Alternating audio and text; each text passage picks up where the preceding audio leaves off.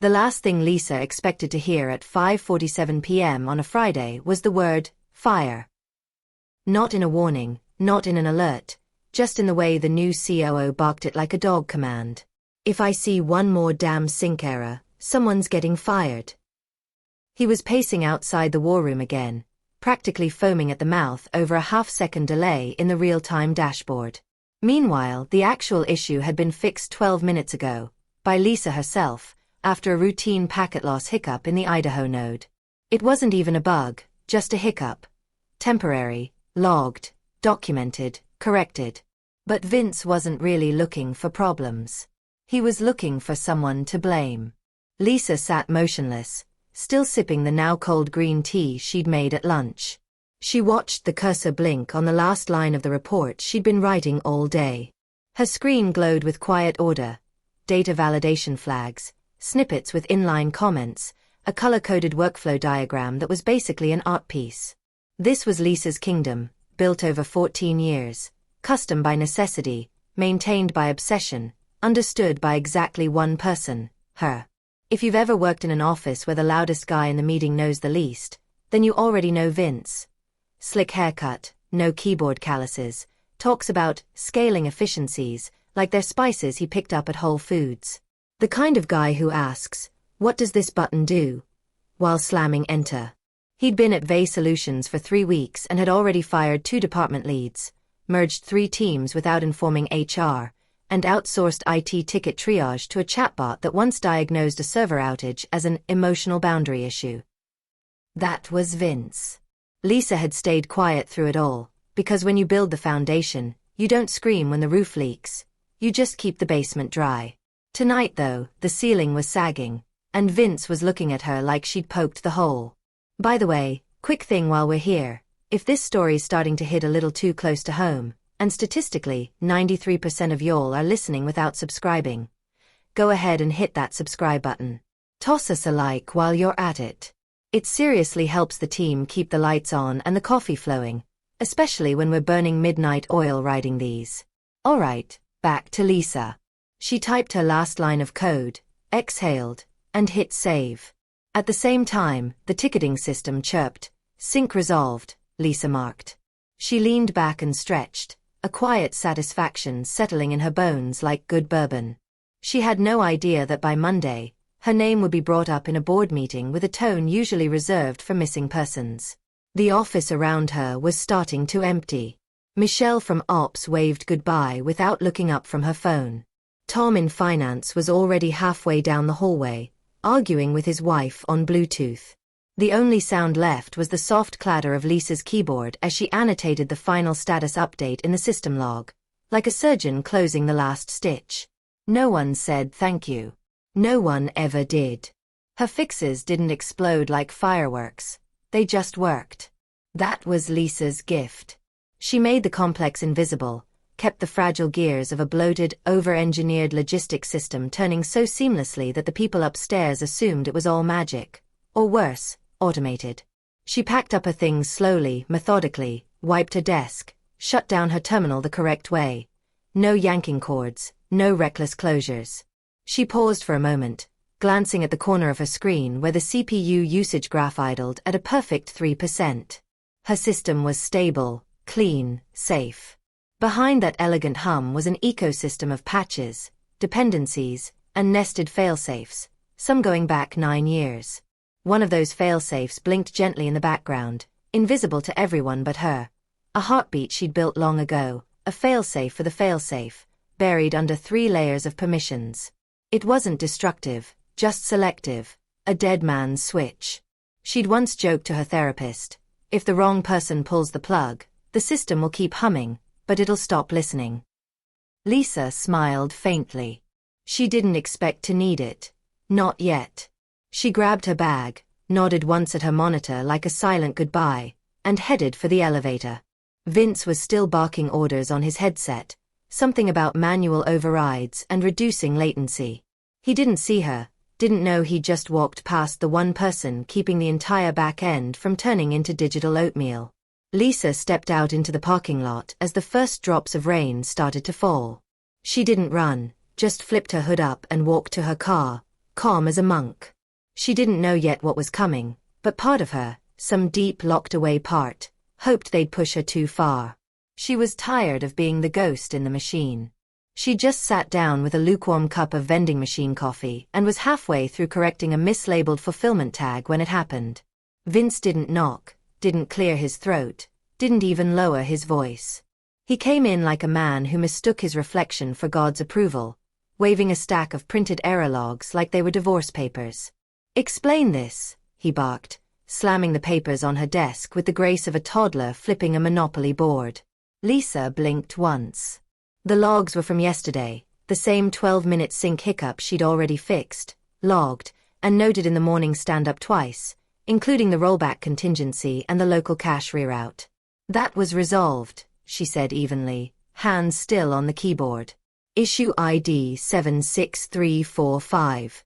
I annotated it. I don't care about your process," Vince shouted, his voice bouncing off the drywall and sending nearby heads popping up like gophers.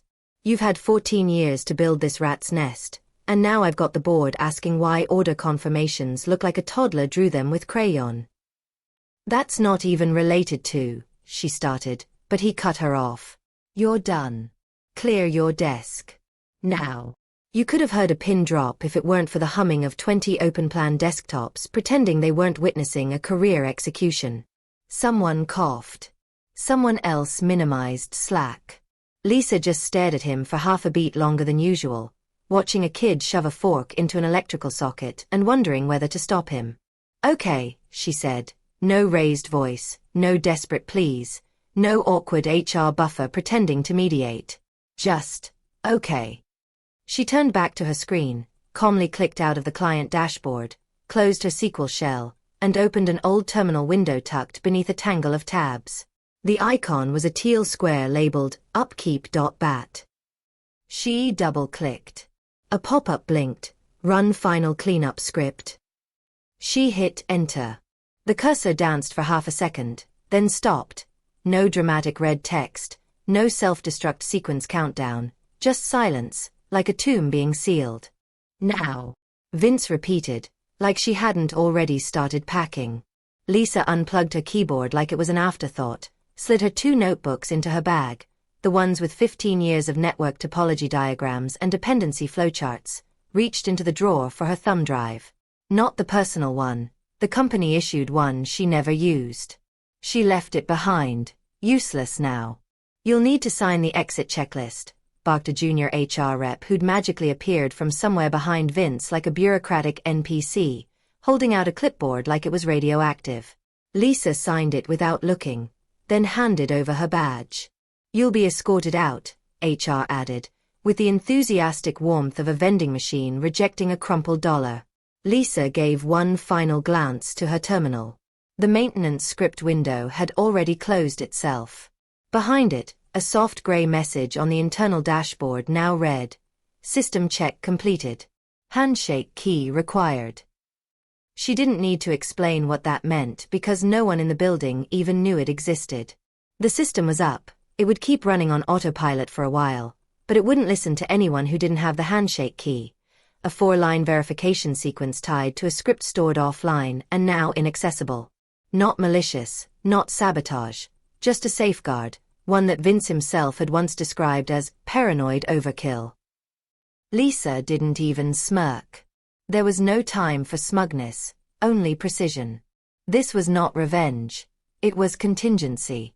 She walked past Vince without a word, past HR, past the CFO, who was awkwardly leaning against the glass wall, pretending to check his phone. Not a single person made eye contact. It wasn't shame, they were afraid of her, of Vince. Probably both. In the elevator, she finally exhaled. Her hands were shaking a little, not from fear, but from restraint. It took everything in her not to turn around and say, "Good luck fixing it without me," but she didn't need to. The cleanup script would speak for itself. Outside, the rain had stopped.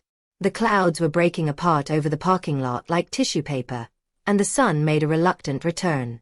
Lisa got into her car, started the engine, and just sat. 10 seconds, maybe 20. Then she put the car in drive and pulled out, leaving behind the building she'd spent a third of her life maintaining. Behind her, the lights inside Vay Solutions glowed obliviously. For now, let them run the show. Let Vince lead his little parade. The system would run on fumes for a bit, just long enough to give them false confidence. Then the lights would flicker, orders would stall, dashboards would choke, and somewhere in the middle of all that panic, someone would ask, "Who built this?" And someone else would whisper, "She's gone." The world didn't end when Lisa left the building. No fire alarms, no server meltdowns, no managers sprinting down hallways screaming her name, just the hollow silence of a Friday office pretending not to bleed, the kind of silence where you can hear the copier recalibrating and the janitor unwrapping a sandwich 3 cubicles over. People saw her, sure. Heads turned, but nobody spoke. Nobody helped. That's the thing about quiet professionals. People assume you'll always be there until you're not. Michelle from Ops tapped nervously at her phone, not even pretending to text anymore. Tom in finance stood halfway out of his cube like he might say something, but just shifted his weight and sat back down. Even the junior dev Brandon, the one Lisa once pulled out of a permissions mess so bad he almost deleted half the sandbox, just looked down at his desk like he was trying to remember what oxygen felt like. HR followed her to the elevator but didn't say much.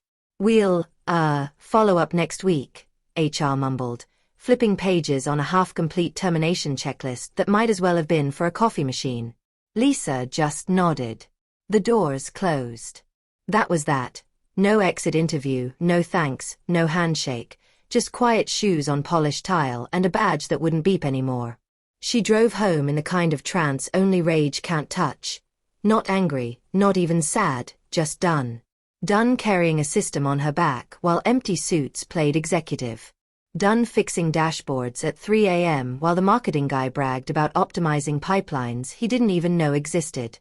Done being a ghost they only remembered when something broke. She didn't check Slack when she got home, didn't check email. She deleted both apps. Then, because the universe has a weird sense of humor, it started raining. Slow, steady, soft, like static. She made herself a Negroni, kicked off her boots, and just sat by the window with an old fleece blanket and the sound of water thumping the gutter like applause. For the first time in 14 years, no one needed her, and it felt okay. On Saturday, she went hiking, picked a trail an hour out of town where cell service evaporated before the first switchback. The air smelled like wet pine and moss in disobedience. Her knees protested, her lungs burned, but damn, it felt good to move. No notifications, no quick questions. Just her, a muddy ridge, and the reminder that her body was not, in fact, a chair attachment. Back at Vay Solutions, things weren't falling apart yet, but the edges were fraying. It started with a 404 error in the fulfillment dashboard. The warehouse in Cincinnati couldn't push updates to the master inventory. At first, they blamed the VPN, then the warehouse tech, then Comcast. By midday, someone noticed the real-time delivery logs were lagging by 6 hours. Not broken, just wrong. A junior dev filed a ticket, weird caching delay. An intern rebooted the main sync service twice. No change. By Sunday, someone flagged that the system was up, but orders weren't shipping. Customer service emails doubled. The chatbot had defaulted to generic responses. "We're looking into it." Still, no one panicked. It was just a weekend, after all. They figured Lisa's departure would sting for a few days. Then things would stabilize. They didn't understand yet. Couldn't understand, because no one really knew how the guts of the system worked.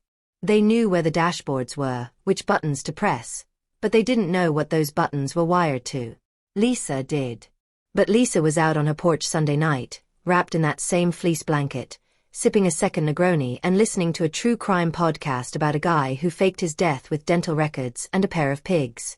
She laughed when the rain came back, heavier this time, as if the clouds had finally caught up to the rest of her week. She still hadn't checked her phone, hadn't needed to. Because when you leave behind a structure you designed, one built like a puzzle box with pieces only you know how to align, you don't wait for the collapse. You know it's coming. You just wait for the echo. Monday started like every other corporate Monday. Too many emails, too much coffee, and not enough answers. At Vey Solutions, things were already unraveling before the first K-Cup was finished brewing. At 7:42 a.m., the Phoenix warehouse reported a failed inventory update. The request pinged the server, but nothing changed in the dashboard. A second sync attempt triggered a lockout. At 7:44, Dallas filed the same ticket. By 8:03, fulfillment requests across 4 distribution centers were queuing without processing. No errors, no alerts, a silence like shouting into a padded room. The system looked fine, no blinking red lights, no fatal error messages. But nothing was moving, like a heart with perfect rhythm and no blood flow. Vince stormed in around 8:20, already scowling. He'd gotten a text from a board member asking why the weekend numbers didn't update on their mobile dashboard. He assumed it was the BI team's fault, or maybe the cloud vendor, or Mercury being in retrograde. Truth: Lisa's protocol had kicked in around midnight Sunday. The system was up, but it required a proprietary handshake key for real-time updates, a tiny authentication protocol buried under 2 levels of abstraction. Nothing would fail visibly, it would all appear to work, just slower, less accurate, more haunted. And haunted it was. The CTO, of course, was still in Aruba, trying to kiteboard and ignoring Slack like it owed him money, leaving Vince with 3 junior devs, a DevOps contractor in Romania who only worked nights, and a half-dozen platform specialists who could navigate a dashboard but wouldn't know a system log if it punched them in the neck. Vince, red-faced and sweating through his button-up, slammed his palms on the glass table in the war room. Fix it. I don't care how. Fix what, sir? Asked Brandon, the junior who once thought AWS stood for another weird script. All of it. Vince growled. Get orders moving again. We've already got 6 complaints from priority clients, and I've got legal asking why we're out of SLA range. Should we reboot the sync server?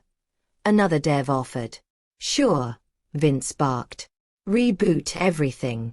So they did, and it made things worse. Orders that were queued mid-process got scrambled, partial shipments were marked complete, inventory counts reset. The warehouse in Spokane accidentally triggered a return cycle for 1,400 units of outdoor generators. In August, support tickets quadrupled. The chatbot defaulted to level 1 escalation and began forwarding every customer complaint to a shared inbox that no one had checked since January.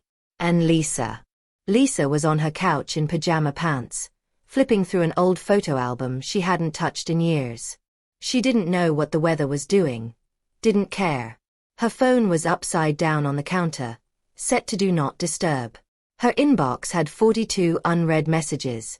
She hadn't read a single one. Part of her wanted to check to see the chaos, but that would have been indulgent. Lisa wasn't here for vengeance. She was here for peace. If they were smart, they'd figure it out. But she knew better.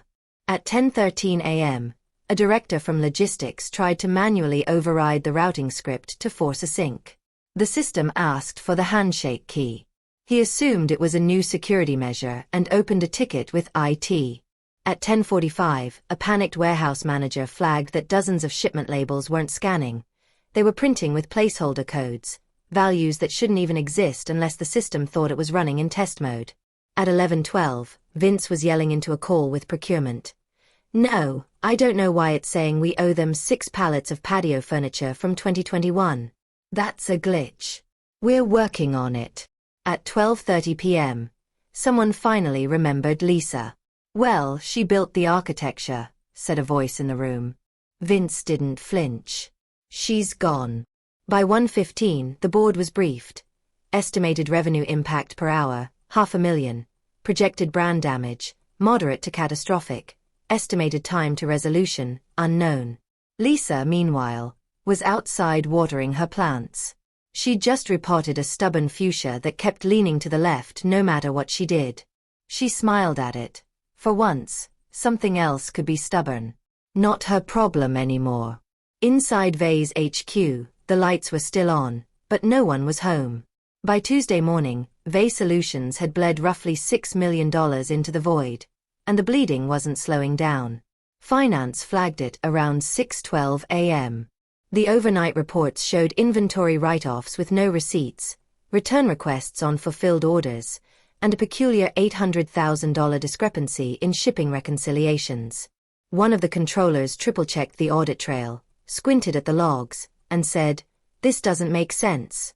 It's not broken, it's just wrong." By 7 a.m., the executive suite call logs were filled with screaming. Priority clients were calling hourly. A Fortune 100 partner threatened to invoke breach of contract clauses if order integrity wasn't restored within 24 hours. A retail distributor in Nevada canceled 2 weeks of warehouse pickups, citing suspicious data anomalies and inability to trust VA's routing tables. A logistics vendor sent a formal letter through counsel, one that used the phrase gross negligence in system continuity. The term lawsuit was no longer hypothetical. And Vince. He'd entered what HR would later describe as an agitated extended monologue cycle, repeating the same lines over and over in meetings. "We're close. It's just a sync loop. Someone will fix it." No one did. By 8:42 a.m., the head of sales finally asked the question that had been hovering like a ghost in the server room. "Wait," Lisa built the logistics brain. "Has anyone asked her to come back?" Silence. Someone dropped a glass on a marble floor. Vince snapped his pen in half and said, "She's gone. We're not crawling back to her." The room stayed quiet. No one argued, not out loud. But something shifted, an invisible tectonic crack under the surface of leadership. For the first time, the people in that war room realized Vince wasn't looking for solutions. He was protecting his pride. Brandon, the junior dev, opened Slack in a separate tab and typed out a message, deleted it, then retyped it, then deleted it again. Eventually, he just sent Lisa a text. "Did you do something?" Lisa was in a hammock in her backyard, barefoot, drinking coffee that didn't come from a breakroom pod machine. The fuchsia beside her was leaning again, but she let it. Her phone buzzed. She looked at the message, tilted her head, and smiled like someone watching a cat discover a mirror. She tapped out a reply. Smirking face. She didn't send a long explanation, didn't gloat, just let the emoji hang in the air like a riddle in a locked room. Back at VA, Brandon read the reply and turned pale. He didn't say a word, just quietly opened a folder he hadn't touched in a year. A training doc Lisa had once left on the shared drive labeled "Read Me First," full of network diagrams, flow logic, and a section titled "Emergency Sync Recovery, if all else fails." It was 10 pages of gibberish to him. Meticulous, beautiful, encrypted gibberish. He closed the file and swallowed hard. By 10 a.m., warehouse errors were compounding. Fulfillment queues were skipping orders at random.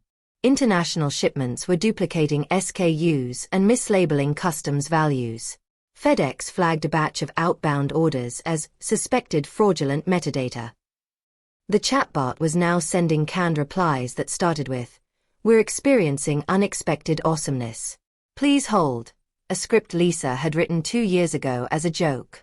Apparently, no one ever updated it. And the board. They'd stopped emailing. They were now scheduling calls. Lisa's name came up on every one of them. Not as an employee, not even as a scapegoat, as the architect, the one they lost, the one they needed. And still, Vince doubled down. "We're not calling her," he snapped again, pacing like a caged hyena. "She left. She burned that bridge," someone whispered. "Or you set it on fire and handed her the matches." But Vince didn't hear that part, or pretended not to.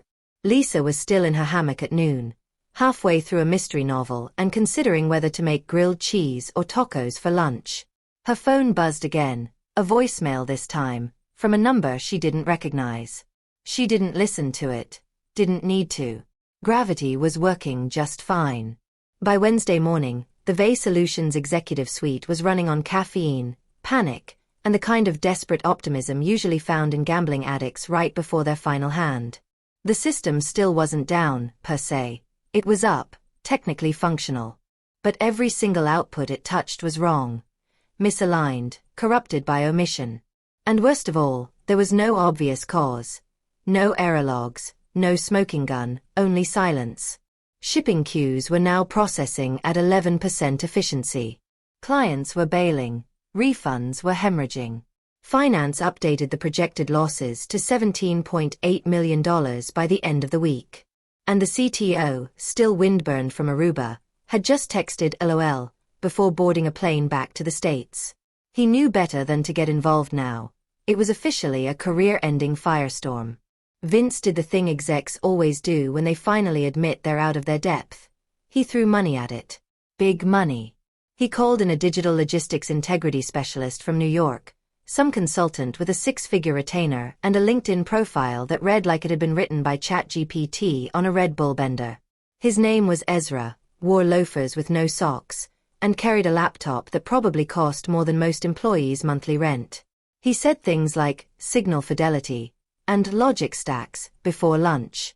He arrived at 10:30 a.m., plugged into the system, cracked his knuckles, and went to work in silence while the entire executive suite hovered like kids waiting for a magician to pull a rabbit out of their burning office building. 15 minutes passed. No words. 30 minutes. Ezra frowned once, then smirked.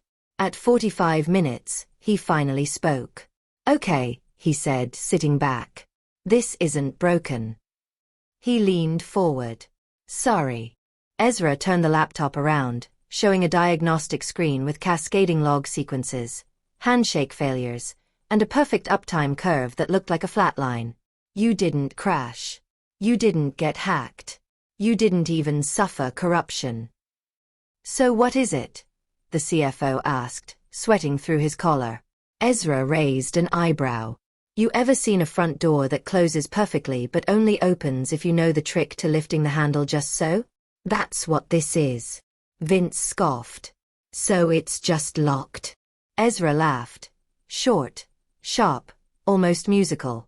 "Not locked, not blocked, just waiting. This system is airtight, elegant, secure in ways I don't usually see outside of government work. Whoever built this didn't just know logistics, they knew human behavior. They built it to survive sabotage, but not stupidity." Brandon cleared his throat. "Lisa Marks built it." Ezra paused. "Who?" "Our former lead systems analyst," someone else added. "We let her go." Ezra slowly closed his laptop and leaned back, folding his arms.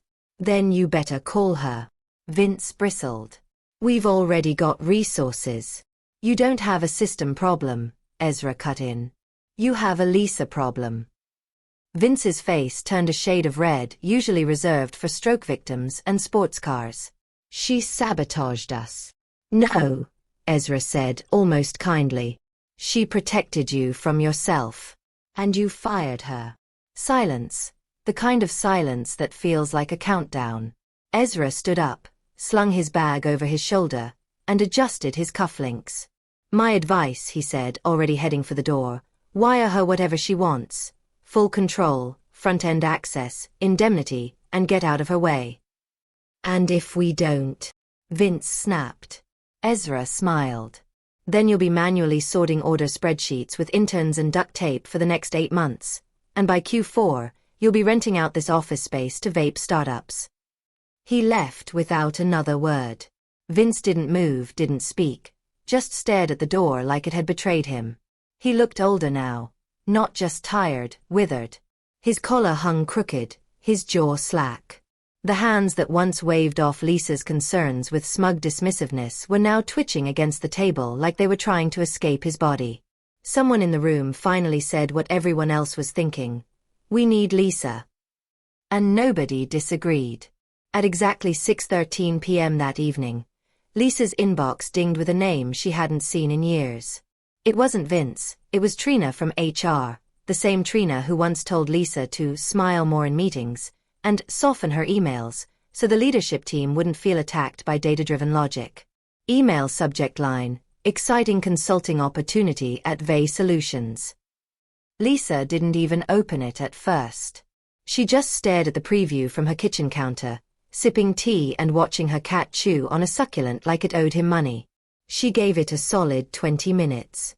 Then, with the grace of someone who had no reason to rush, she clicked it open.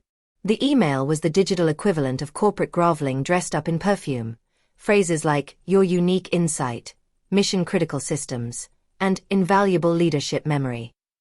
Not a single mention of the word mistake, not one line acknowledging she'd been publicly humiliated, walked out, and replaced by chaos in a suit.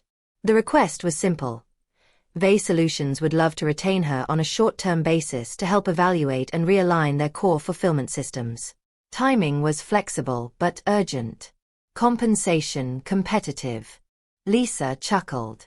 She hit forward to Burnside at Legal Shield Group, subject, consulting offer VA Solutions. Her attorney, Diane Burnside, was a force of nature with a voice like bourbon and an email signature that ended with, I bill by the hour, not by the emotion. Lisa added 2 lines beneath the forward, triple my old rate, paid up front. No direct reporting. No NDA. No Vince. Then she put her phone down, poured another cup of tea, and opened her laptop, not to log into the VA system, but to edit her garden spreadsheet. She was trying to plan when to repot the lemon tree. An hour later, Diane replied. Confirmed. Drafting response, indemnity clause, full liability release, and a non-negotiable clause stating she chooses who to interface with. No contact with Vince unless written consent is given. Also added a clause for a one-time reputation restoration bonus if they try to frame this as a collaboration instead of a damage control measure. D. Lisa smiled, surgical, no screaming, no vengeance, just gravity and lawyers. By the next morning, the contract was in her inbox, fully executed, signature required. She skimmed it, verified the terms. Payment would hit her account by noon. They'd done it, they'd caved. They needed the ghost in the machine, and now the ghost had terms. No office visits, she'd work remote. She'd choose the contact person, not Vince, not Trina, not anyone who'd pretended she was invisible for 14 years. She picked Brandon. He may have been green, but he was never cruel, never dismissive, and she remembered how his hands shook when she first taught him how to run batch test queries without corrupting the cache. She sent him a short email. Brandon, need read/write access to prod plus rollback privileges. You'll be my point of contact. Everyone else can stay in the panic room. Don't talk. Just listen. LM. He replied in 4 minutes flat. Thank you. Access restored. I'll stay out of your way. I'm sorry. Lisa didn't reply. She didn't need to. She wasn't back for friendship or apology or closure. She was back because she chose to be. And she would leave the second the system hummed again. Not 1 second sooner, not 1 second later. This wasn't revenge. It was maintenance. And she was the only one qualified. At exactly 11:02 a.m. on Thursday, Lisa clicked the login link they'd sent her. It wasn't even secure. She rolled her eyes and dropped her own credentials through a private VPN tunnel, patched into a sidecar server she'd spun up in her garage years ago, back when she still believed in redundancy. The welcome screen of the VA Core Fulfillment dashboard blinked to life, sluggish and stuttering like a stroke victim trying to remember its name. She didn't panic. She opened her terminal, navigated through 7 directories they'd forgotten even existed, and typed in a command string that hadn't been touched since 2018. The system paused, like a dog sniffing its owner's hand after a long absence. Then, obediently, it opened. She keyed in the handshake script, LMRKS_H and DHK. A soft ding echoed through her headphones. 1 line of green text appeared, Welcome back, Lisa. Everything below it flicked into motion, backlogs flushed, queues realigned, inventory caches resynced, sync servers stopped choking. Dashboards lit up like Christmas morning. Warehouse maps updated in real time. Even the chatbot, long thought feral, started responding like a Harvard grad with excellent customer service etiquette. She sat back, sipping her coffee, watching the numbers flow. She didn't rush. She let the system breathe. In the VA war room, the tension was thick enough to chew. The execs were standing shoulder to shoulder, staring at Brandon's laptop as the metrics flipped from red to yellow to solid green. All of it timed to the minute Lisa keyed in that handshake. Complete failure to full operational sync in 48 seconds. Ezra, the consultant, leaned against the whiteboard and muttered under his breath. Elegant, obscure, safe. Damn good work. Nobody replied. Vince, eyes sunken, face pale, cleared his throat like he was gearing up for one last swing. I think I should talk to her, clear the air. Brandon looked up from his keyboard and blinked. She said not to. She's a contractor now. She doesn't make the rules. Brandon turned the screen toward him. Lisa's Slack profile had only one message under her name: I do now. Vince looked like someone had just hit him with a rolled-up NDA. His jaw worked silently, trying to summon a word that didn't sound like surrender. None came. Ezra, still smiling faintly, just nodded toward the door. You've got nothing to say she wants to hear. By noon, the systems had fully stabilized. Finance confirmed that automated billing resumed, dashboards reflected accurate inventory, and the chatbot even issued a public apology to one of the major vendors. We apologize for the recent confusion. Your patience during our transition was deeply appreciated. A canned phrase Lisa had written 7 years ago for an outage they never had until now. HR filed her contractor paperwork with a bright red priority flag. They waived the background check, waived the onboarding video, waived everything. Final payment hit her account at 12:42 p.m. $87,000 upfront. Lisa never responded. She just watched the green bars hold steady, the system purring like a well-fed panther. A few of the newer devs were messaging her private Slack channel now. Little thank yous, awestruck emojis, even a cat gif or two. She ignored them all, not out of spite, out of focus. Her work wasn't done yet. She still had to make sure it was idiot-proof, which at VEI was a higher bar than usual.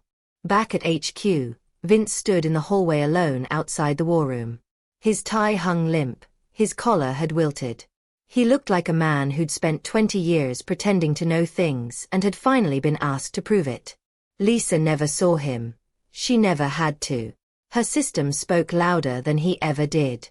The wire hit her account at 1:18 p.m. Lisa didn't check it right away. She already knew it was coming. The moment the last fulfillment node came back online and the dashboard settled into stable green, she knew the money would follow. It was never about the cash. It was about the acknowledgement, and that came the second the war room fell silent. Still, she opened her banking app later that evening, just to watch the number change. Not out of greed, out of closure. $87,000, paid in full, no questions asked, just a note in the memo line. Per contract, full scope execution. She closed the app, took a sip of Pinot Noir, and leaned back into the Adirondack chair on the porch of her Airbnb, legs kicked up on the railing, breeze whispering off the lake like a secret she already knew. Somewhere across the water, a loon called. It sounded like satisfaction. Back at VEI, the fallout began before the dust could settle. At 3:06 p.m., the board convened in a closed-door emergency session. They didn't invite Vince, but he showed up anyway, pale, twitching, mumbling about operational continuity and legacy system opacity. He tried to explain how the systems had been sabotaged, how Lisa's structure was unnecessarily complex. He even brought a stack of color-coded printouts. No one looked at them. One board member, a gray-haired woman who'd been silent through most of the call, finally spoke. You fired the architect to look tough. Vince opened his mouth to respond. Nothing came out, just a dry, papery breath. They let him sit in that silence for 7 full seconds before moving on. Ezra, the consultant, was piped in remotely from a WeWork lounge in Manhattan. No PowerPoint, no drama, just one slide. System review, conclusion. He adjusted his glasses and said, there was no flaw, no sabotage, no breach, just a safeguard. He paused. She built it right. You broke it. Someone in the room coughed. Lisa Marks built a system designed to protect itself from bad actors and bad decisions. You triggered its defenses, and then you blamed the firewall for not letting the fire in. The CEO didn't speak, just scribbled something into a leather notebook and closed it with a snap. By end of day Friday, Vince was reassigned to strategic partnerships, corporate for clean out your office and go write blog posts no one will read. Rumors spread like mildew. Some said he was suing, others said he was already interviewing at a startup that made digital dog collars. No one cared. Internally, HR circulated a memo reminding managers to value internal expertise and foster retention. It was 2 paragraphs long. Lisa's name wasn't mentioned, but it might as well have been carved into the footer. Back in the Airbnb, Lisa finished a glass of wine, washed it out with lake water, and went back inside. The fireplace was crackling. A half-finished crossword sat on the coffee table next to her laptop. She didn't turn the laptop on. Not yet. She was in no rush.